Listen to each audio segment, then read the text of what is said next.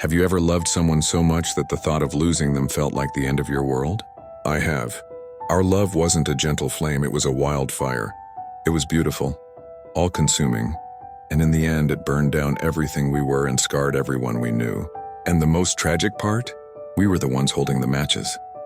This is the story of how our passion became our poison, and how a love that was supposed to save us ended up destroying us from the inside out. It's a cautionary tale, not just about heartbreak, but about how the brightest fires leave the deepest ash. It began like a scene from a movie. Her name was Elara. The first time I saw her, it wasn't like meeting someone new. It felt like recognition, like a part of my soul had just been waiting for hers to walk into the room. The connection was instant, electric. Our first conversation went for 6 hours, but felt like 6 minutes. We talked about everything. Our fears, our dumbest dreams, the way we both believed love was supposed to be this overwhelming force, not some quiet, sensible thing. In those early days, our world shrank to just the two of us. Friends joked that we were attached at the hip, and honestly, we were. Being apart was a physical ache, a dull throb that only went away when she was near. We didn't see that as a red flag. We saw it as proof of how special our bond was. Looking back, I know there's a kind of passion that's healthy and in your control. And then there's the obsessive kind, where you don't feel like you're in control at all. We were definitely in the second camp, but we just called it destiny. Our love was an all-consuming bubble. We'd spend whole weekends cooped up in my tiny apartment, and the rest of the world just faded away. We didn't need anyone else, or so we told ourselves. Her laugh was the only music I wanted to hear. My whole world finally felt like it was in color. This was our idyllic inferno. We thought we'd found what everyone else was looking for, a perfect, absolute love. We built our entire world on the idea of us against the world, thinking it was the most romantic thing imaginable. We were so intertwined we couldn't see where I ended and she began. And that fusion, which felt like the ultimate intimacy, was actually the beginning of our end. The first cracks didn't show up with a bang. It was more like a whisper. It started with jealousy, a poison we kept mistaking for passion. I remember her phone lit up with a text from a male friend. It was nothing, just a, "Hey, how are you?" But a switch flipped in my head. I didn't say anything, but the silence in the room got heavy, thick with my suspicion. She felt it. "What's wrong?" she asked.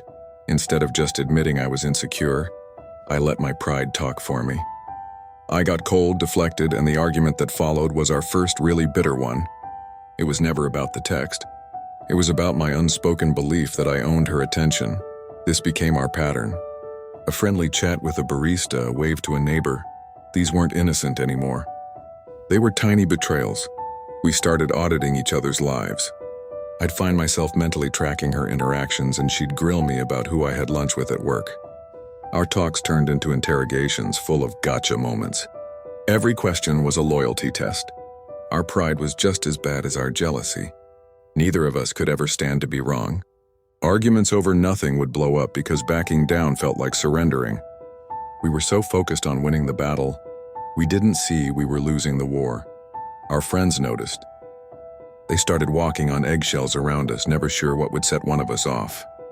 They'd invite one of us out and we'd say no, choosing the toxic comfort of our apartment over the judgment we saw in their eyes. We were cutting ourselves off, not because we were so in love, but because we were ashamed of what we were becoming. We were sharpening our edges on each other until we were both too sharp to hold. The final storm wasn't one big thing. It was a hurricane, a series of fights that tore apart what little was left of our relationship. It all got worse when we moved in together. We thought being closer would fix the trust issues, but it just threw gasoline on the fire. There was no escape. The apartment became a pressure cooker. It all blew up on a Tuesday night. I came home late from work. My phone had died, so I couldn't call. When I walked in, Elara was just sitting there in the dark. She didn't yell. That would have been better. In this low, chilling voice, she accused me of being with someone else. Her proof was just a web of paranoia. She'd called my office and found out I'd left an hour before I said I did. She imagined the rest. I was exhausted and furious. I didn't try to reason with her, I just attacked. I threw every past mistake of hers in her face. Every friendly smile I'd twisted into something more. It was a flood of every bitter, insecure thought we'd been saving up for months. We weren't a couple anymore. We were just two people trying to hurt each other, to score points, to win. The fight went on for hours. A blur of slammed doors and cruel words you can never take back. The next day we had this fragile truce, but something was broken for good. We were like ghosts in our own home. A week later we got the final blow. We went to a friend's birthday party, putting on our best happy couple act. But halfway through the night I saw her laughing with an old friend of hers, and that ugly knot of jealousy tightened in my gut. I walked over, wrapped a possessive arm around her waist, and pulled her away. Later that night, back in our silent apartment, she finally said it. "I can't do this anymore. You don't love me. You want to own me." In that moment of brutal honesty, my pride surged forward. I didn't beg, I didn't fight for us.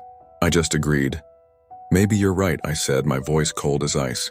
Maybe this was all a mistake, it was a lie. I loved her so much it felt like my bones were made of her, but my pride wouldn't let me admit how terrified I was. We just stood there on opposite sides of the room looking at each other like strangers. The fire hadn't just died. It had sucked all the oxygen out of the room, and we were finally truly suffocating. After the storm came the silence. A deafening empty silence that filled the apartment while we divided our lives, our books, our memories. The first few weeks were a weird mix of relief and gut-wrenching pain. It was freeing not to walk on eggshells anymore, but it also felt like an amputation. A huge part of me was just gone. The fallout didn't stop with us. Our love had been so intense it had pulled our friends and family into its gravity. When it collapsed, it hurt everyone close to us. Our mutual friends had to navigate a social minefield. Inviting me somewhere meant they couldn't invite her. Dinners got awkward. Conversations got strained. People took sides not because they were mean, but because they needed to make sense of the wreckage. Our story became a cautionary tale whispered among our circle.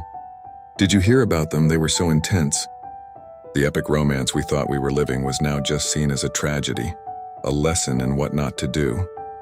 Friends who used to look at us with envy now just looked at us with pity. We showed them the dark side of passion, how a love that burns that bright can leave everyone in the dark when it finally goes out. The destruction was complete, not because we fell out of love, but because the love itself was the weapon.